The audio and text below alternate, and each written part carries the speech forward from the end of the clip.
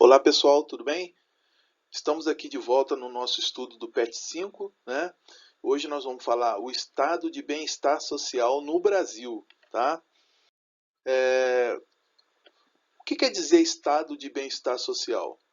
Lá no nosso PET está escrito: a organização política em que o Estado se compromete a garantir o bem-estar econômico e social da população.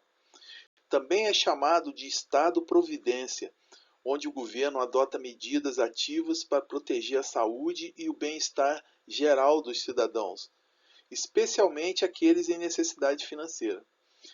Estão vendo, pessoal, que a gente lendo esse conceito, a gente pensa, é uma coisa boa, né? O Estado realmente tem obrigação de garantir tudo isso para a gente, né? Um bem-estar social e econômico da população, né? É, E aí, por que isso? Por que tem obrigação? Porque nós elegemos o Estado, né? E nós patrocinamos, nós bancamos o Estado através dos impostos que a gente paga, né? Então, nós temos sim que cobrar que o Estado garanta o mínimo necessário para a gente. E quando começou essa história de bem-estar social, de estado de bem-estar social, né? A gente estudou a crise de 1929, né? A gente estudou esse período. Então, para recuperar da crise, os governos adotaram o estado de bem-estar social, onde ele promove, organiza e regulamenta a sociedade e a economia. Entendeu?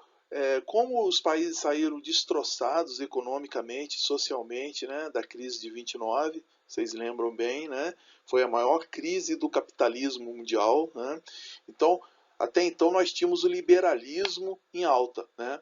Então, com a crise de 29 desmoronou todas aquelas ideias liberais, né, de que o Estado não tinha que se meter, que a economia tomava conta de tudo, né? E aí nós vimos o que deu, o mundo quebrou, né?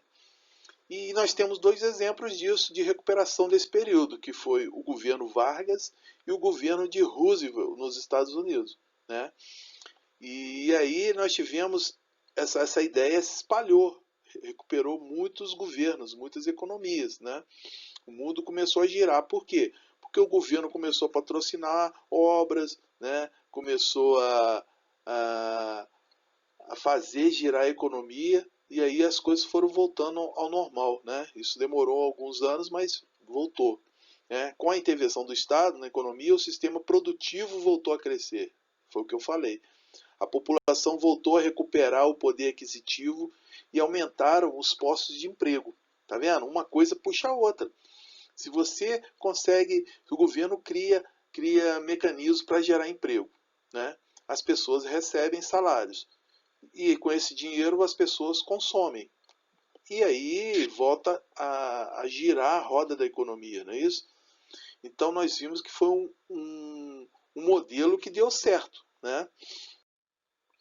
Isso foi lá em 1929 que começou, né? Quando chega no final do século XX, né, volta a ideia de liberalismo novamente, agora com o neoliberalismo. É uma nova ideia de liberalismo mais ofensiva, mais destruidora, sabe? Ela ganhou força em oposição à ideia do Estado regulador da economia, da assistencialista, né? Eles não queriam que o Estado se metesse. O neoliberalismo ele prega, né? Ele prega o quê? Que as menos políticas públicas, que o Estado não tem que investir em políticas públicas para os cidadãos. Eles pregam a ampliação da livre iniciativa, né? E pregam também o livre mercado entre as nações. Então, essas ideias que eles defendem só beneficiam os grandes. Né? Os grandes engolem os pequenos. E aí os países menores, sem muita tecnologia, começam a depender dos países mais ricos. Né? No Brasil, o governo passou a privatizar estatais, controlar os gastos públicos e desregulamentar a economia. Isso aconteceu lá no final do século XX. Nós vimos na última aula, né, que os sindicatos, né, os movimentos trabalhadores começaram a protestar, né, inclusive conseguimos segurar lá no final Aqueles governos do Figueiredo, do Sarney, do Collor, do Fernando Henrique, foram os governos que queriam privatizar, destruir a economia, e aí o que a gente, os trabalhadores organizados conseguiram segurar um pouco. Infelizmente, no atual governo está desmantelando tudo e nós estamos perdendo esses direitos, né? E com essas ideias, o governo liberou altas taxas de juros, levando ao endividamento das famílias. Por quê? Porque fica na mão do mercado. O dinheiro que circula na economia, fica na mão do mercado. O mercado que controla. O banco tem altas taxas de juro. Se você for comprar alguma coisa, você tem que financiar e você paga juro. E você vai só se endividando, né? Então, quem se beneficia são sempre os grandes, os banqueiros, os industriais, né? As empresas de tecnologias. Então, todo mundo perde, tá?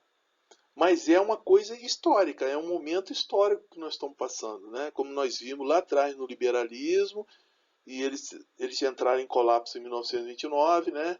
Quebrou o país, e aí o Estado começou a intervir, gerou esse estado de bem-estar social, o Estado começou a financiar as obras, financiar a educação, saúde para o povo, né?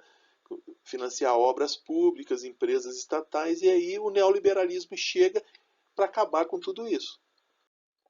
Então, o que nós podemos concluir com isso? Né? Essas ações neoliberais promoveram perdas sociais trabalhistas, aumentaram o desemprego, a concentração de renda nas mãos do sistema financeiro, né? E concretizaram no mundo o declínio da política de bem-estar social. Então a gente vê que uma coisa é oposta à outra, né? Quando você fala de bem-estar social, você é contra o neoliberalismo, tá? Porque eles querem coisas diferentes, né? Um quer o bem-estar da população, o outro quer o bem-estar do sistema financeiro, do mercado, né? Então uma coisa não é compatível com a outra. Tá? Espero que vocês tenham entendido esse conceito, tá? Então, pessoal, essa semana, na verdade, esse PET 5 está meio puxado, né? Então, essa semana nós vamos estudar semana 1 e semana 2 do PET, né? E semana que vem, que vai encerrar o PET 5, nós vamos estudar semana 3 e semana 4 juntos. Então, não deixe acumular o material, tá? Vamos estudar, fazer as atividades que eu enviei para vocês e qualquer coisa que vocês precisarem, aqui estão meus contatos, tá bom? Fiquem bem e bons estudos.